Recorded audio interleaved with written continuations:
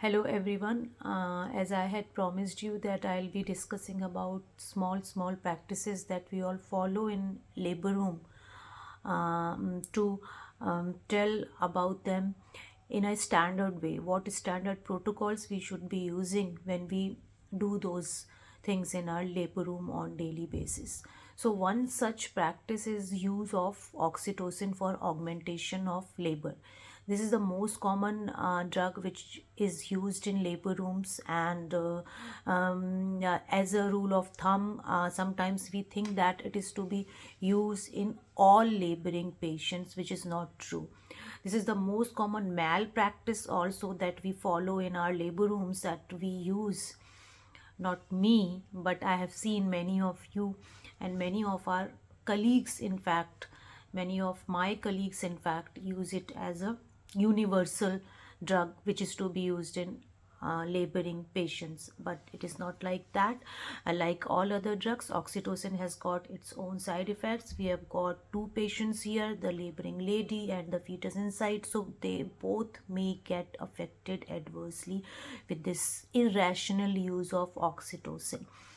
So, with this, I would like to focus on three main points today regarding the use of oxytocin in labor rooms. My first point is the indication of use of oxytocin. So whenever you use a drug, you always need to know what is the need of using that drug, and that holds true for oxytocin as well. So whenever you decide to start oxytocin for a patient for augmentation of labor, it is essential that you mention the indication of initiating oxytocin in that particular patient, because it may be detrimental for mother and the fetus both. That is the only reason, and that is the sufficient reason which should actually make you think that what you have been doing till now is wrong, and it should be used only when it is indicated.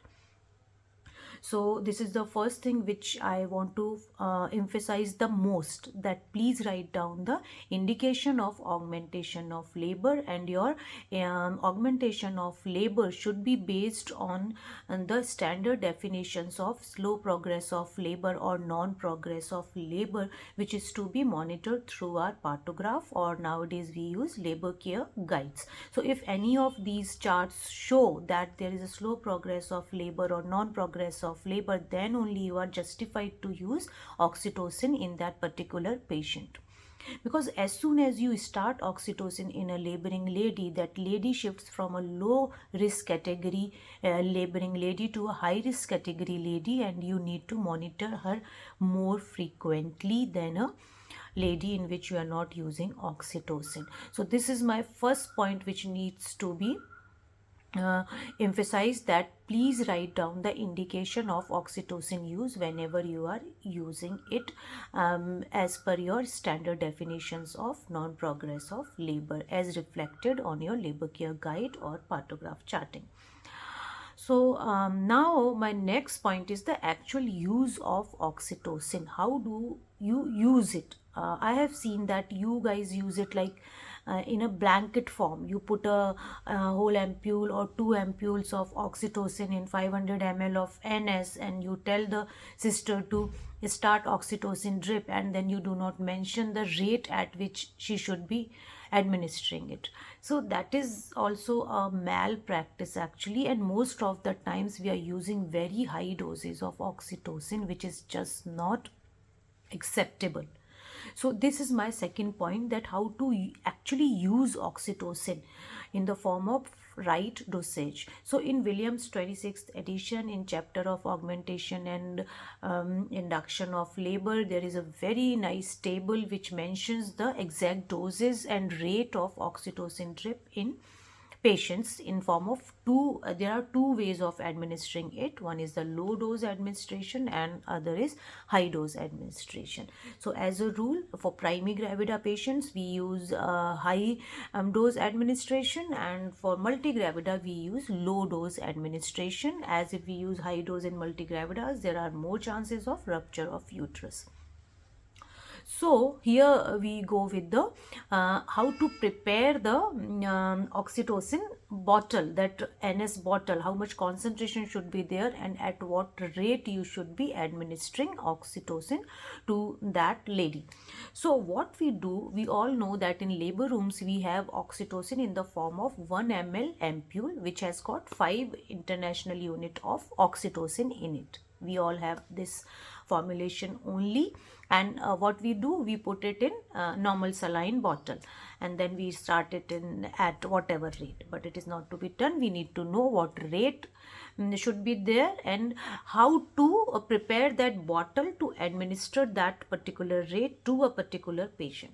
So suppose it is a primary gravida patient, so we will be starting with a high dose administration of oxytocin. In a primary gravida patient, it is easier to prepare that oxytocin drip or NS bottle. What do? You basically take a 500 ml NS bottle, you put 1 ml, that is 5 international units of oxytocin in 500 ml of normal saline bottle. That makes the concentration of oxytocin to 10 milliunits per ml, right? So 5 international units, that is 1 ampule of oxytocin in 500 ml of NS, makes the concentration of that bottle to 5 milliunits, 10 milliunits per ml. So 5 international unit in 500 ml NS makes the concentration 10 milliunits per ml. Remember this, 10 milliunits per ml. 1 ampule in 1 bottle of 500 ml, 10 milliunits per ml is the strength of oxytocin in that NS bottle. Right. Now, how to calculate the drip rate? Right. So, as per high dose administration that we are doing in a primary gravida patient, the strength that we administer should be between 4 to 6 milliunits per minute. And if we take the mean, it is roughly 5 milliunits per minute. With this dose only you should start the administration. This is the initiating dose. So 5 milliunits per minute is supposed to go, right? And how much strength we have? We have 10 milliunits in per ml. So half ml needs to go in a minute. 5 milliunit would be half ml, because in 10 ml there is, because in 1 ml there is 10 milliunit. So 5 milliunit would be in half ml, right? Now, how to convert it into drop rate, right? So we need to administer 5 milliunits, right, in a minute, that is half ml in a minute. And as a rule, the 1 ml of NS contains makes 20 drops. So 20 drops of NS make 1 ml. And we need to administer half ml per minute. So 10 drops per minute. So the standard drip set that we have got in our LR, those are macro drip sets. Micro drip sets are used in pediatric patients. We use macro drip set.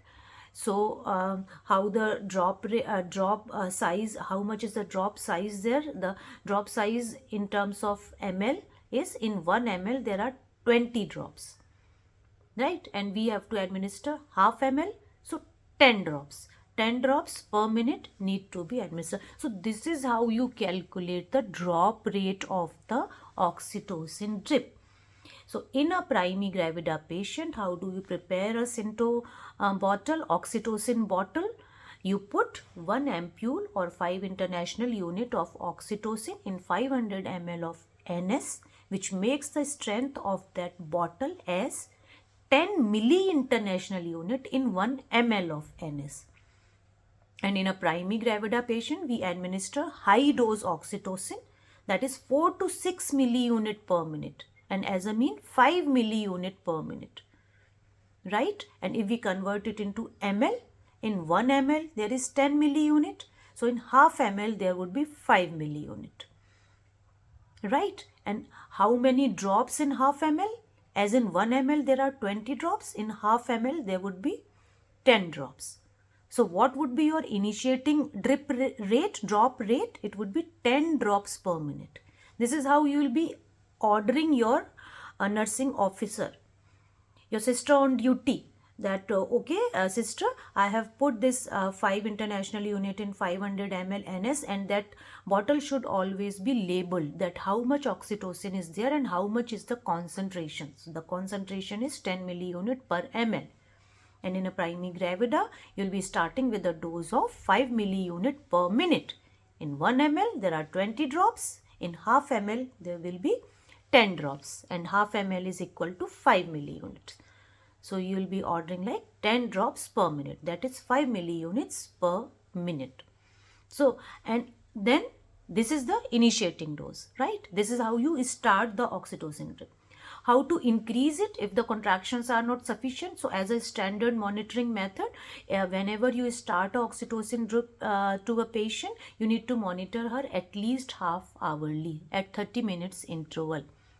They say if you use high dose, then it should be ideally 15 to 20 minutes. But if that's not possible, at least at 30 minutes interval, you need to see that patient in terms of strength of contractions and the fetal heart rate, and also hourly monitoring of BP and pulse.